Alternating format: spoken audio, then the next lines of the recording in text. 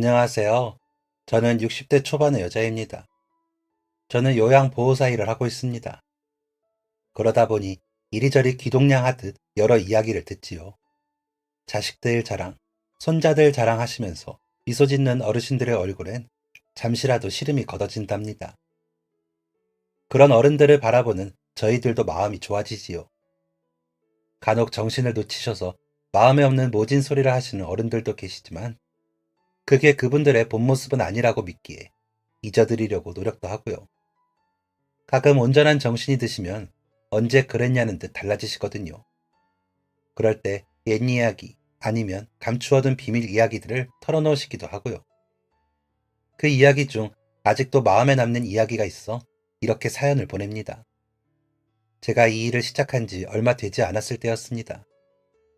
지금에야 얼마 남지 않으신 어른들은 선생님께서 말씀해 주시지 않아도 느낌이 올 때도 있지만 그때는 그런 것도 없이 어르신들 곁을 지킬 때였습니다. 서투르다 보니 실수가 많기도 했고 몸도 그만큼 고됐지만 그때는 모시는 어르신 한 분 한 분 마음을 더 쏟았습니다.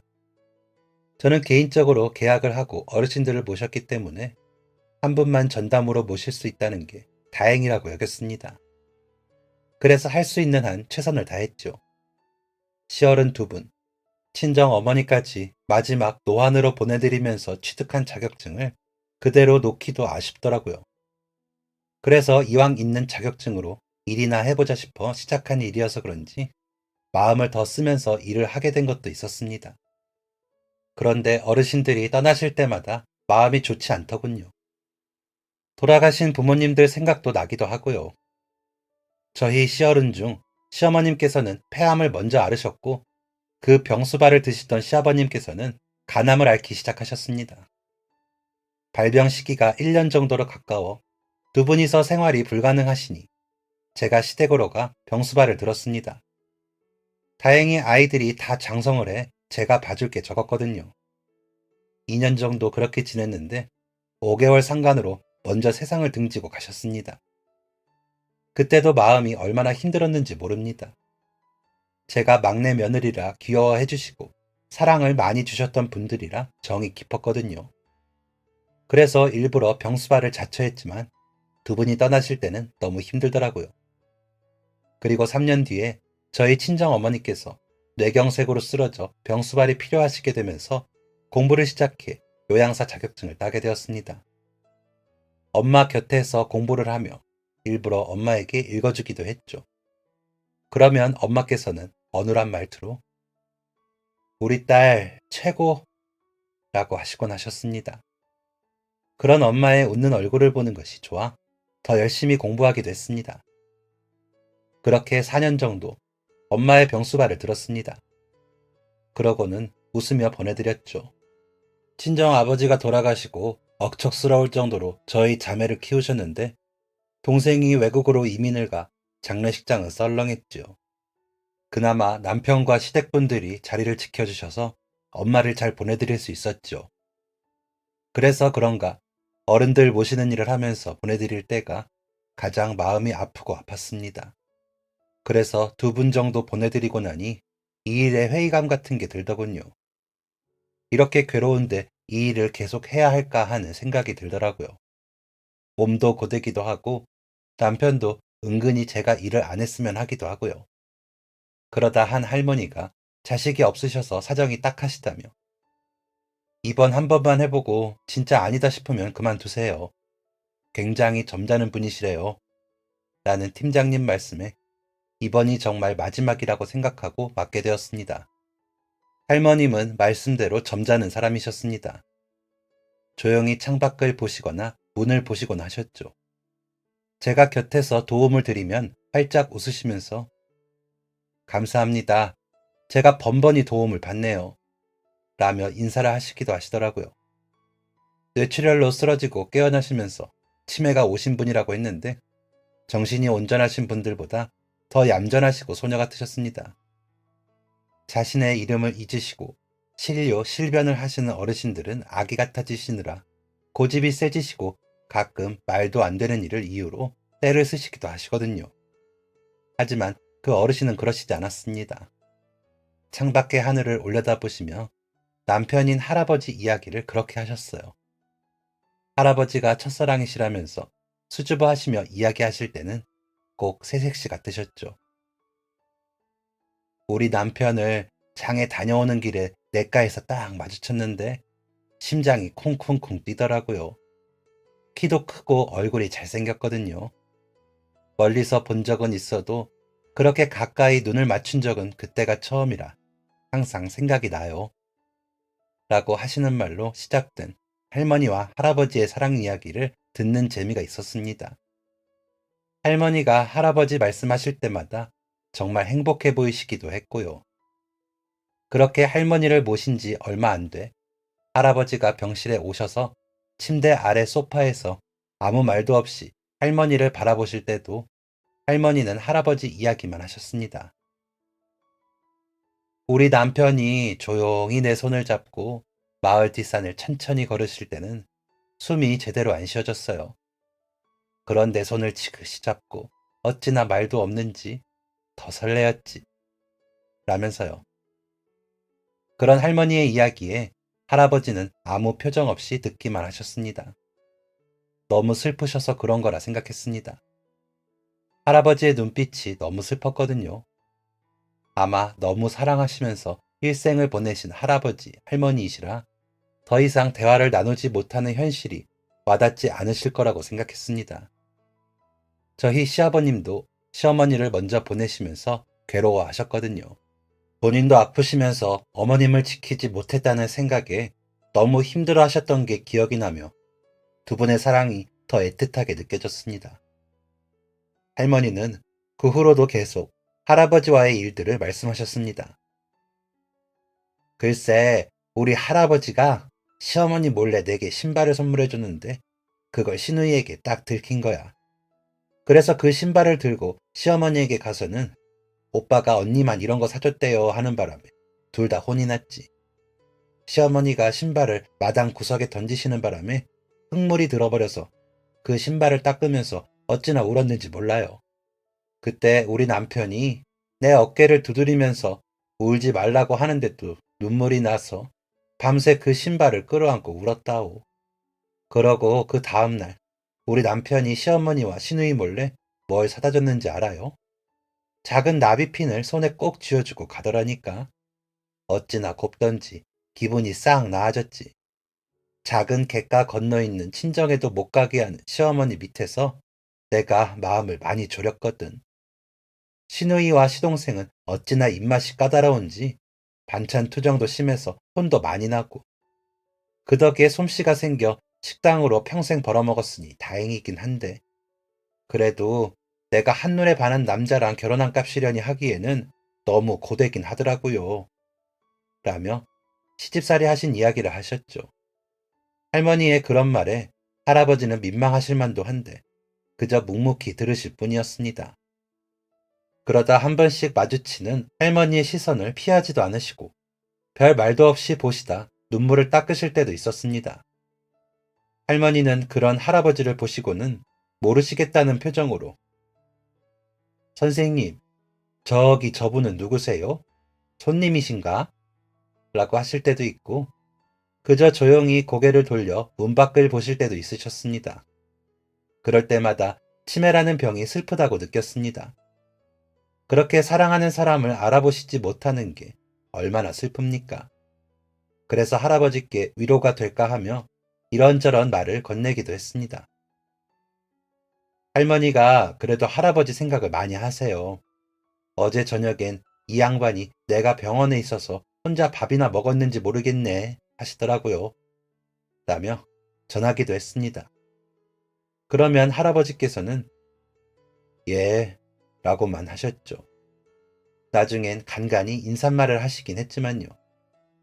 할머니 말씀처럼 말수가 적으시구나 했습니다. 그런데 할아버지가 키가 좀 작고 덩치가 있으신 분이라 할머니 말씀과는 좀 다르구나 했습니다. 할머니는 할아버지께서 여리여리 하셔서 셔츠를 입고 서 계시면 그렇게 폼이 났다고 하셨거든요. 얼굴도 꼭 배우처럼 고우셨다고요. 그런데 제가 뵌 할아버지는 키도 좀 작으시고 풍채도 좋으신 데다가 얼굴은 귀여운 편의 얼굴이셔서 할머니 눈에는 그렇게 보였나 보다 했습니다. 그러면서 혼자 웃기도 했었죠. 제 눈에 안경이라더니 다 짝이 있구나 싶어서요. 그러면서도 안타까웠습니다. 그렇게 사이가 좋으신 두 분이 병 때문에 생이별을 하시거나 다름이 없었으니까요. 그래서 다짐을 했습니다. 이번 일을 마치면 남편과 노후 생활을 해야겠다 하고요. 아등바등 아이들 다 키워놓으니 부모님들 번갈아 아프시는 바람에 남편과 떨어져 지낸 세월이 세어보니 꽤 되더라고요. 일하느라 긴 시간을 함께 하지도 못하고요. 그래서 더 나이 들기 전에 좋은 곳에 여행도 다니고 맛있는 음식도 같이 먹으면서 나이 들고 싶다고 생각이 들었거든요. 더 나이 들어 할아버지 할머니처럼 서로가 서로를 못 알아보는 그런 날이 오기 전에 그러고 싶더라고요. 그래서 할머니를 더 정성껏 모셨습니다. 제가 마지막으로 모시는 분이라고 생각했으니까요. 내가 고등어 조림집을 오래 했어요. 한 40년 했나? 50년 했나? 그런데 왜 그 음식을 했는지 알아요? 우리 남편이 제일 좋아하는 게 고등어 조림이거든요. 시래기 깔고 얼큰하게 졸여내면 식사를 두 그릇도 더 하셨지. 맛있게 드시는 것만 봐도 배가 불렀어. 워낙 입이 짧아서 한 그릇도 겨우 비우셨거든. 이라고 하시더라고요. 장사마저도 할아버지가 좋아하시는 메뉴로 하셨다는 할머니는 고등어 조림을 어떻게 하면 맛있는지 자주 이야기하시고는 했습니다. 먹어보지도 않은 할머니의 고등어 조림 맛을 알 것 같을 정도로 들었죠.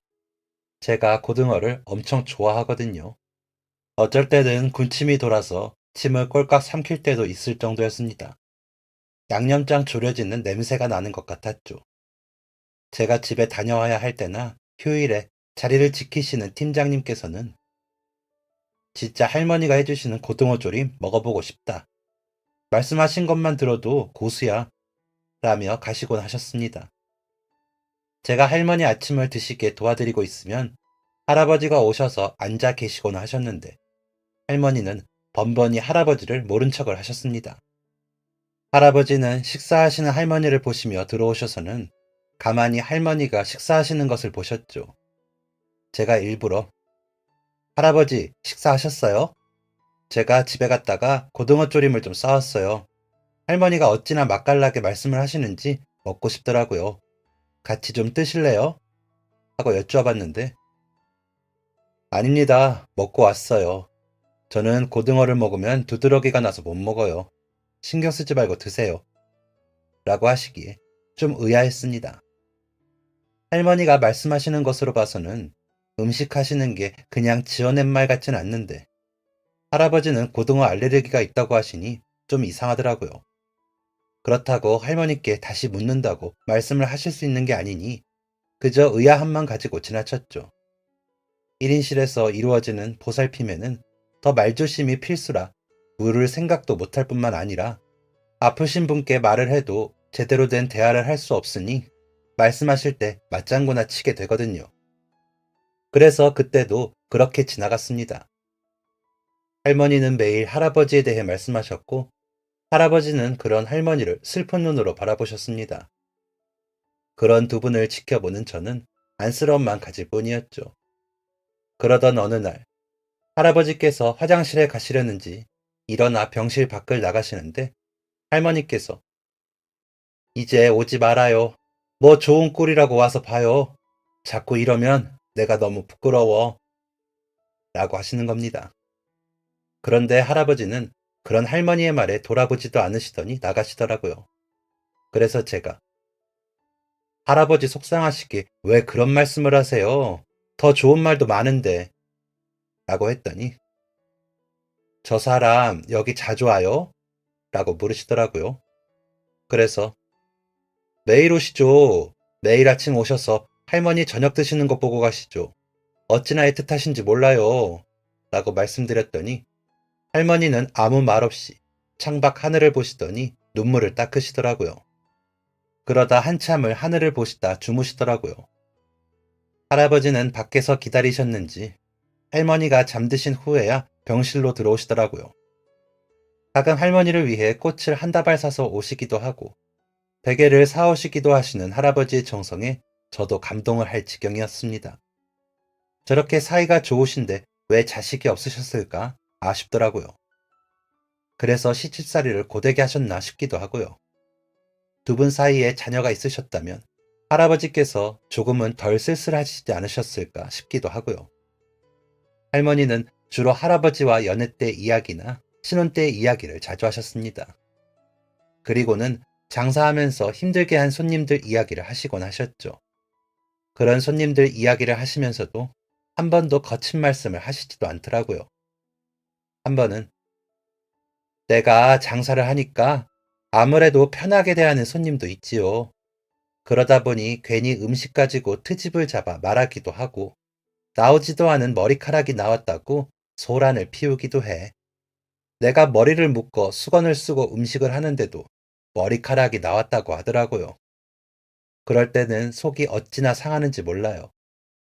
힘들게 만든 음식을 그렇게 내리깎으면 너무 속상해. 라고 하시기에 할아버지께 혼내달라고 하시지 그랬어요. 라고 했더니 그 양반이 그럴 줄 알았으면 내가 그렇게 시집살이를 했겠어요. 우리 남편은 그런 일에는 나서지도 못해요. 얼마나 점잖은 분인데. 내가 그래서 그 사람을 좋아했지. 라며 다시 하늘을 보시더라고요. 그래서 할아버지께 할머니가 할아버지 많이 좋아하시나 봐요. 라고 했더니 할아버지는 눈을 지그시 내리까시더니 그랬겠죠. 그랬나 봐요. 라고 하시더니 병실 밖으로 나가시더라고요. 마음이 많이 아프시구나 싶어 저까지 마음이 아팠습니다. 할머니는 그 후로도 종종 정신이 돌아오시면 오지 말라니까요. 가세요. 가. 라며 소리를 치시고는 했습니다. 너무 냉랭하게 말씀하셔서 놀랄 정도였죠. 그러면 할아버지께서는 또 조용히 일어나 병실 밖으로 나가셨죠. 그런 할아버지가 안쓰러워 돌아오시면 너무 마음에 담지 마세요. 아마 고생하실까봐 걱정이 돼서 그러시는 걸 거예요. 할머니가 할아버지 생각 엄청 하시잖아요. 라고 제 딴에는 위로해드리려 말씀드리면 예 하시고는 다시 소파에 앉아 할머니를 바라보셨습니다. 그런 할아버지와 할머니 모두 안쓰럽고 안타까웠습니다. 그 누구의 잘못이 아니니까요. 나이 들어 아픈 몸을 가지게 된 것 죄가 아니잖아요. 그러다가도 할머니께서는 아무 일도 없었다는 듯이 창밖을 보시다 할아버지 이야기를 하셨습니다. 날이 갈수록 점점 말씀하시는 때보다 창밖을 보실 때가 더 많아졌지만 말씀을 하실 때는 할아버지 말씀만 하셨습니다. 남편이 시어머니한테 나 좀 그만 괴롭히라고 말해줄 때는 어찌나 고마웠는지 몰라요. 시아버지가 전쟁 때 피난하면서 돌아가시고 삼남매 키우시느라 고생하신 시어머니라고 남편이 뭐든 다 들어줬거든요. 그런 사람이 내 편을 드니 시어머니가 눈에 불이 났지. 빗자루를 들어 남편을 때리시다가 안 되니까 나를 때리시는데 남편이 안아서 막아서고는 나를 데리고 도망을 쳤어. 그꼴로 친정에도 못 가고 보는 사람 적은 뒷산으로 가서는 둘이 부둥켜 안고 얼마나 울었나 몰라요. 우리 남편이 그런 사람이에요. 좋은 사람. 이라며 하늘을 올려다보시더라고요. 그 모습에 꼭 누가 보면 할아버지가 먼저 돌아가신 줄 알겠네 할 정도로요. 그런 할머니를 바라보시던 할아버지께서는 깊이 한숨을 쉬시곤 하셨습니다. 그럴 때 할아버지의 눈빛은 좀 쓸쓸해 보이곤 했는데 할머니의 기억이 너무 옛날에 머물러 있으셔서 마음이 힘드신가 보다 했습니다. 그러던 어느 날 아침에 제가 식판을 내놓으러 나갔다가 온 사이에 할머니가 잠드셨더라고요. 점점 더 주무시는 시간이 길어져 걱정이 되었습니다. 회진을 도시는 의사 선생님께서는 이런저런 지시들을 간호사 선생님들께 전달하셨죠. 할아버지는 그런 선생님들께 이것저것 자세하고도 깊이 물으셨습니다. 또 그런 모습을 보면 할머니께는 할아버지밖에 없다라는 생각이 들더라고요. 그렇게 3달 정도 할머니를 모시면서 할아버지에 관한 이야기, 고등어 조림 이야기들은 정말 앞글자만 들어도 알 만큼 들었습니다. 하지만 점점 말씀이 없어지시는 할머니를 보면서 저도 모르게 마음의 준비를 하게 되더라고요. 할아버지는 그런 할머니가 안쓰러운지 주무시는 침대 곁에 가셔서 지그시 내려보시다 눈물을 닦곤 하셨습니다. 그런 할아버지를 보며 저도 눈물이 날 것 같았죠. 저렇게 애틋하신데 이별을 앞두고 얼마나 마음이 아프실까 싶어서요. 그래서 할머니께도 할아버지께도 되도록 더 친절하게 잘 해드리고 싶다는 생각을 했습니다. 그러다 할머니가 눈을 뜨고 창밖을 보고 계신데 할아버지께서 그 앞에 쓱 서시더라고요. 그러자 할머니께서 미안해요. 내가 미안해요. 진짜 이제는 오지 말아요. 나는 이제 남편 곁으로 가야 할 것 같아요. 나 같은 여자를 지켜봐줘서 고마워요. 덕분에 내가 도움 많이 받았어요. 그런데 이렇게 내가 인사를 해서 미안합니다. 잘 사세요.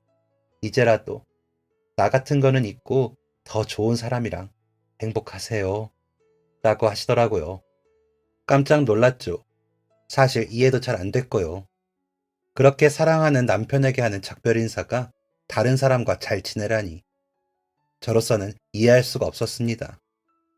하지만 할아버지는 할머니의 그 말씀을 듣고 그 자리에 엎드리시더니 펑펑 우시더라고요. 어깨까지 들썩이시며 우시는데 감히 곁에 가서 위로도 못하겠더라고요. 그래서 한동안 그렇게 우시게 그냥 두었습니다. 병실 앞에 대기 의자에 앉아 먹먹한 마음으로 기다렸습니다. 할아버지와 할머니의 어쩌면 정말 마지막일지도 모르는 인사를 제가 방해할 수는 없었으니까요. 그렇게 기다리고 있는데 눈이 뻘개지신 할아버지께서 나오시더니 미안합니다. 들어가 보세요. 하시더라고요. 그래서 괜찮으세요? 많이 속상하시죠? 라고 했더니 할아버지는 대기 의자에 무너지듯 앉으시더니 다시 눈물을 뚝뚝 흘리시며 저희 누님 잘 부탁합니다. 하시더라고요. 깜짝 놀랐습니다. 당연히 남편분인 줄 알았는데 말이죠. 제가 놀라는 것을 보신 할아버지께서는 네, 맞아요. 저는 누님의 남편이 아닙니다. 그분은 오래전에 사고로 돌아가셨어요. 저는 어릴 적부터 한 마을에 살던 동생이지요. 라고 하시더라고요.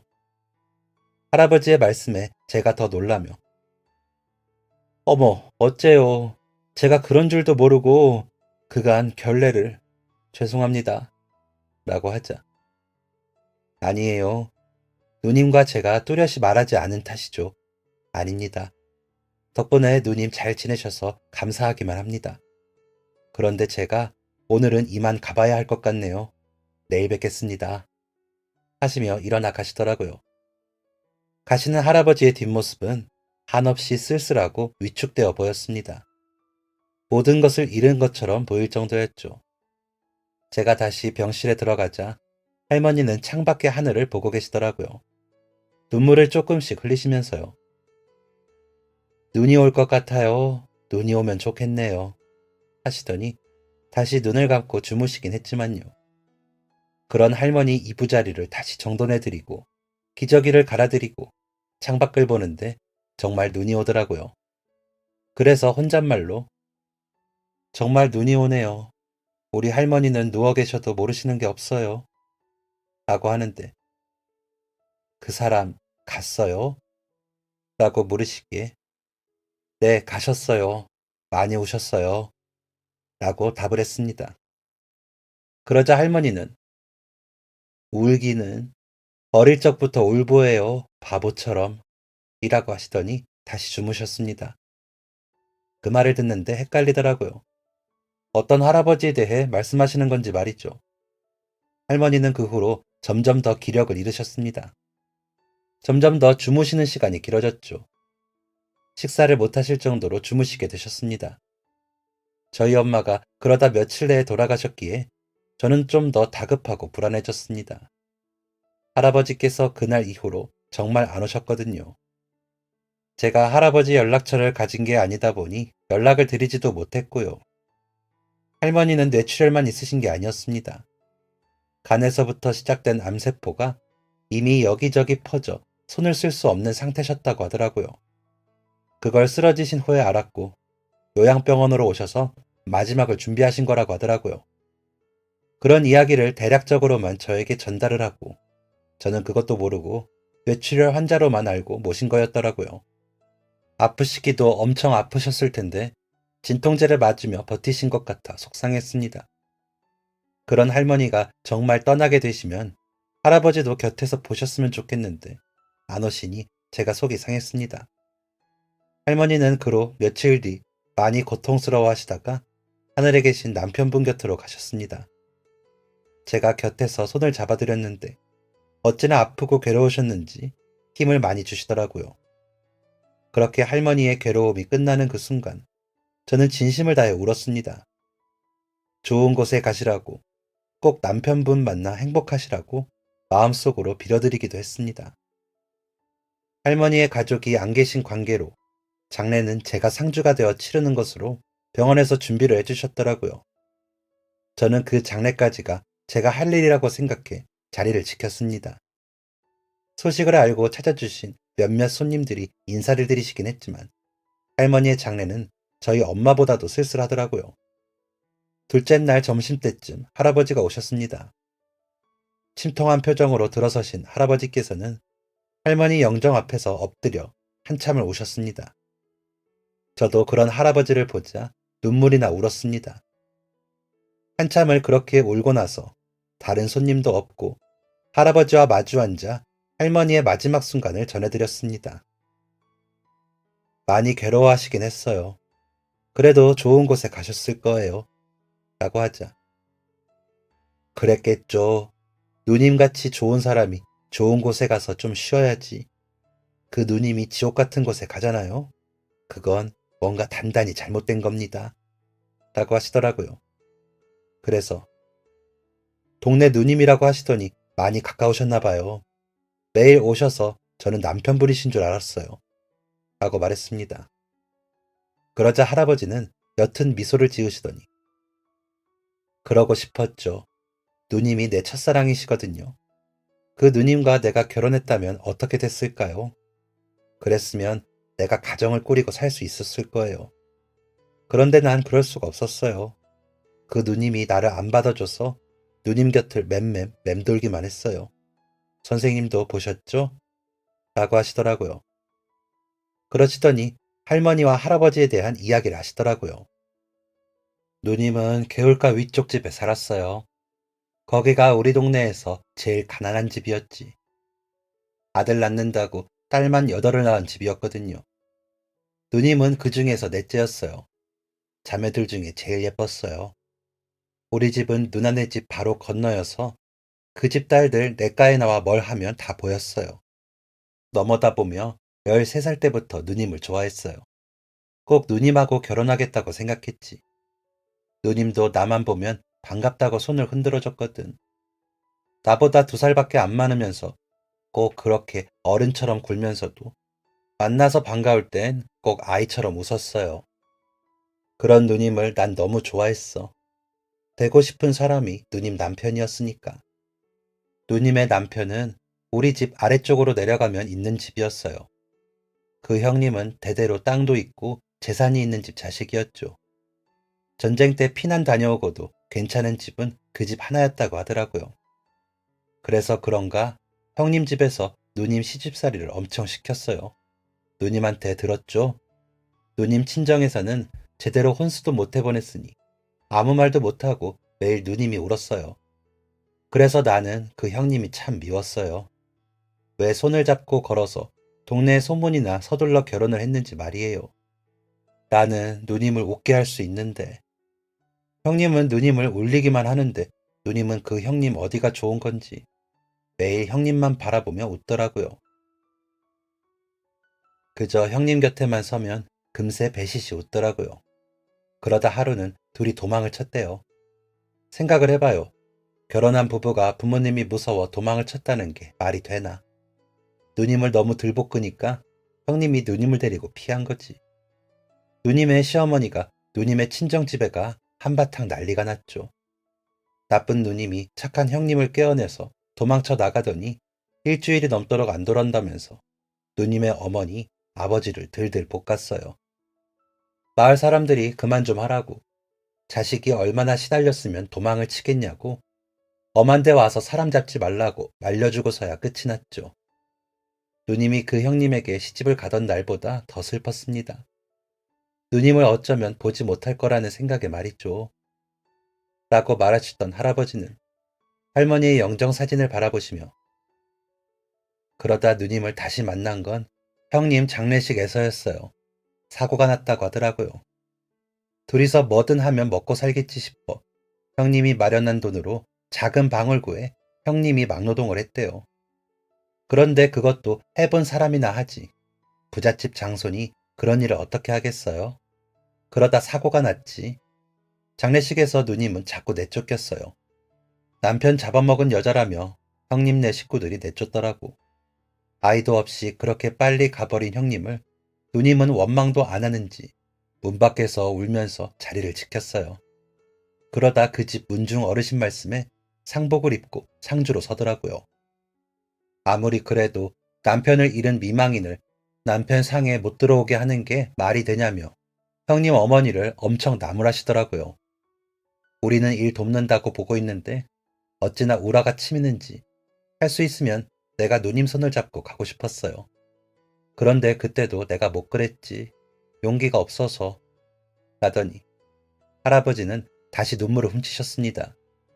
그러시더니 그러고는 동네에서 다시 누님을 못 봤어요. 소문에 형님 집에서 돈 주고 쫓아보냈다는 말만 들었죠. 어떤 사람들은 누님이 도망갔다고 하기도 했어요. 그러다 우연히 친척네 다니러 갔다가 누님을 만났어요. 한 10년 만인가? 누님도 나도 나이가 들은 티가 나는데 알아보고 인사를 하는데 다행이더라고요. 누님이 어릴 때처럼 웃으며 나를 반겨주었거든. 그러다 누님이 하신다는 가게에 갔는데 고등어 조림이랑 고등어 구이를 하시더라고요. 형님이 제일 좋아하던 메뉴라면서 혼자 지내냐 물었더니 내가 누굴 어떻게 만나 하는데 나한테도 기회가 왔구나 싶더라고요. 내가 목수일을 배워 돈을 좀 만질 때라 누님 고생 안 시키고 살 수 있겠다고 생각했거든요. 그래서 그 다음 날부터 매일 가게에 갔어요. 시간 나는 대로 갔지. 그때 그 근처에서 하던 공사가 있어서 그 지역에 간 거라 숙소가 누님 가게랑 가까웠거든요. 공사가 마무리될 때까지 누님에게 나도 이제 남자요 하고 익혀두고 고백하려고요. 그러면 누님이 나를 받아주고 행복하게 살기만 하면 된다고 생각했어요. 바보같이. 누님이 사별을 했다고 내가 건방지게 생각을 했던 거죠. 그래서 공사가 마무리될 때쯤 누님에게 이제 그만 나를 남자로 봐주면 안 되겠냐 물었더니 눈이 엄청 커지면서 손사래를 치더라고요. 그래서 아직도 나는 안 됩니까? 하고 물었더니 나는 아직 남편이 좋아 못 있겠어 라고 하더이다. 머리를 망치로 들이맞은 것 같았죠. 내가 먼저 고백을 했었을 때 나는 좋아하는 사람 있어 라고 들었을 때보다 더 정신이 없더군요. 그래서 공사가 끝나고도 나는 그 지역을 떠나지를 못했어요. 아예 그곳에 방을 구해 그쪽에서 나는 일만 하면서 매일 누님 가게에 갔죠. 누님은 그런 내게 여러 음식을 해주곤 했어요. 고등어를 못 먹는 나를 알아서 그런가 다른 걸 해주더라고요. 그러니 내가 누님이 더 좋았죠. 누님이랑 비슷한 여자만 나타났어도 결혼을 했을지 몰라요. 하지만 누님 같은 사람은 없더라고요. 나는 세상에 태어나서 누님처럼 환하게 웃는 사람을 본 적이 없었거든요. 그래서 도저히 누님이 포기가 안 돼서 누님 가게에 그저 말없이 매일 갔어요. 주문도 안 하고 들어가 앉으면 누님은 상 차려 밥을 주셨지. 그러다 시비 거는 손님을 내보내주기도 하고 가게에 고칠 것 있으면 고쳐주기도 했지. 이제나 저제나 나를 남자로 봐줄까 싶어 그렇게 갔어요. 그런데 웬걸 누님 손맛이 소문이 나서 가게가 점점 더 잘 되잖아요. 그래도 매일 가서 밥 먹고 여러 가지 처리해주면서 지냈어요. 시간이 그렇게 잘 가더라고요. 나는 누님 근처만 맴도느라 해놓은 것도 없는데 누님은 점점 부자가 됐어요. 그러더니 가게 더 짓는다고 나한테 공사를 부탁하더라고요. 그래서 해주고 또 가까워진 것 같아 이제 그만 나랑 삽시다 그랬더니 그런 말 할 거면 가게 오지 말라 하기에 더 말 안 하고 가게에 가서 밥 먹고 누님만 보고 왔어요. 그렇게 서로 할머니 할아버지가 되었죠. 그러다가 그날 아침에 이상하게 빨리 누님 가게에 가보고 싶더라고요. 그래서 서둘렀는데 아직 다른 직원들이 나오지 않은 가게에 누님이 쓰러져 있잖아요. 그래서 병원 모시고 갔더니 암이 손을 쓸 수도 없다고, 암이 뇌에도 퍼져서 뇌출혈도 오고 치매도 올 거라고 그러더라고요. 그래서 요양병원으로 와 있다가 그날 나 엄청 온나래요. 한 번 더 물었으면 나랑 살았을지도 모른다고 하면서 그래도 열심히 살다가 형님 곁으로 가서 기쁘다고 그러시더라고요. 그 말을 듣고 내가 도저히 못 오겠어서 안 왔어요. 간호사님께만 연락처 남기고요. 요양사님께 연락처 남기고 하면 내가 또 오고 싶을 것 같더라고요. 그런데 어제 간호사님 전화를 받고 놀라서 있는데 변호사한테 연락이 왔더라고요. 누님 유산 상속자가 나라면서요.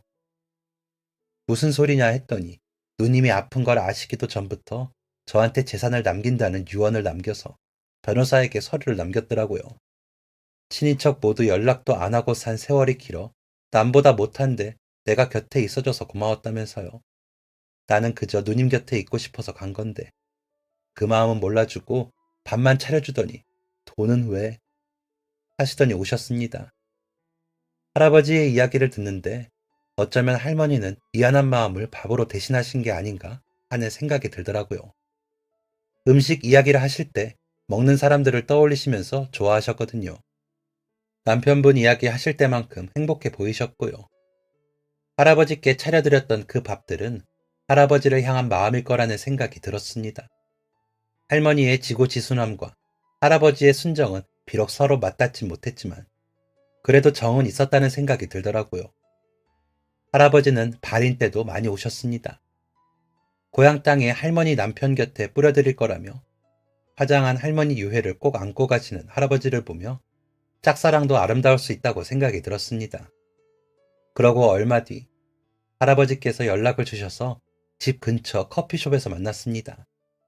제게 제법 두툼한 봉투를 건네시기에 놀라 이게 뭔가요? 라고 물어보니 내가 드리는 거 아니고 누님이 드리는 거예요. 너무 정성으로 누님 돌봐줘서 고마워요. 라고 하시더라고요. 딱 보기에도 너무 많은 액수였습니다. 그래서 어휴 너무 많아요. 저도 월급 받고 하는 일인데 이렇게 따로 주시기까지 하면 제가 너무 부담스러워요. 라고 하며 받지 않으려 했습니다. 하지만 할아버지께서는 내가 누님 대신 할 수 있는 게 이것뿐이라 그래요. 제발 받아주세요. 부탁합니다. 하시더라고요. 그러시더니 나머지 누님에게 받은 유산은 누님 이름으로 재단을 만들어서 아픈 사람들이나 혼자 사는 독거노인들 돕는 데 쓰려고 해요. 누님이 건강하실 때 그런 이야기 가끔 하셨거든요. 나도 내 노후는 나름 다 준비해뒀는데 누님은 끝까지 나를 동네 꼬마로 보셨나 봐요. 라며 쓸쓸하게 웃으시고는 일어나 가셨습니다. 갑작스럽고 당황스러워 집에 와서도 가슴이 콩닥콩닥 거리더라고요. 그러다 할아버지께서 재단 설립하시고는 제게 연락을 또 주셨더라고요. 아마도 할머니에 대한 이야기를 나누실 곳이 없어 그러시는 것 같았습니다. 그 마음이 이해가 되면서 요양사 일이 마음이 아프기만 한 일은 아니라고 생각이 들어 지금도 하고 있답니다. 대신 1년에 6건 이상 일 안 하는 조건으로요. 남편이 부탁을 하더라고요. 중간중간 쉬면서 여행도 다니고 하자고요. 그러니 너무 일만 하지 말고 이제 본인도 좀 봐달라고 하더라고요. 부부는 이심전심이라더니 오랜만에 통한 게 있는 것 같아 그러자고 했습니다. 그리고는 요즘은 또 쉬는 기간이었다가 일주일 있으면 다시 일하러 가기로 해놓고 할머니 할아버지가 떠올라 이렇게 사연을 써봅니다. 때마침 얼마 전에 할아버지께서 연락을 주셨거든요. 재단 이사장 자리를 이제 다른 분에 맡기고 쉬기로 하셨다면서 나 요양병원 가면 신 선생님이 와서 해주면 좋겠어요. 누님 이야기나 실컷 하게. 그 양반 이제는 나 본 척도 안 하겠죠? 라고 하고는 웃으시는데 진짜로 웃으시는 건지 모르겠습니다. 그저 평생을 한 여자만 사랑한 바보 같은 남자는 마지막도 그 여자 이야기만 하고 싶으신가 봅니다. 어떤 면으로는 할머니가 부럽기도 합니다. 지금은 하늘나라에서 남편분과 행복하실 테지만 자신을 사랑해주지도 않는 여자를 일평생 사랑하는 남자가 있다는 게요.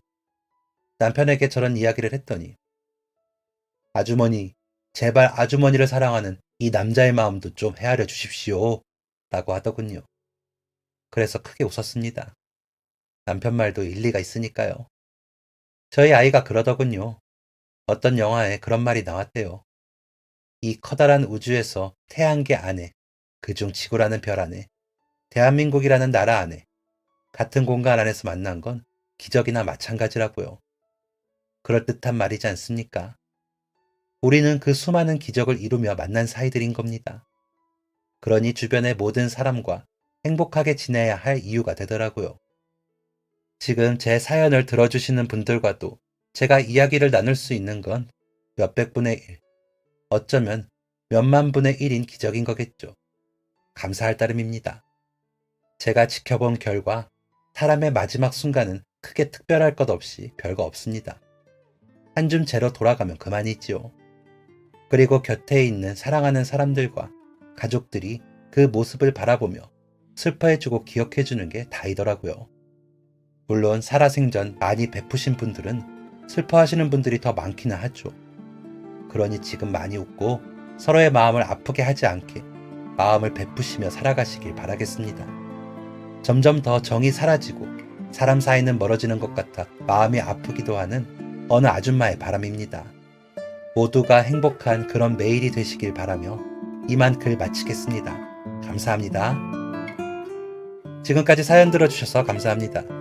사연이 재밌으셨다면 구독과 좋아요를 눌러주세요. 감사합니다. 안녕히 계세요.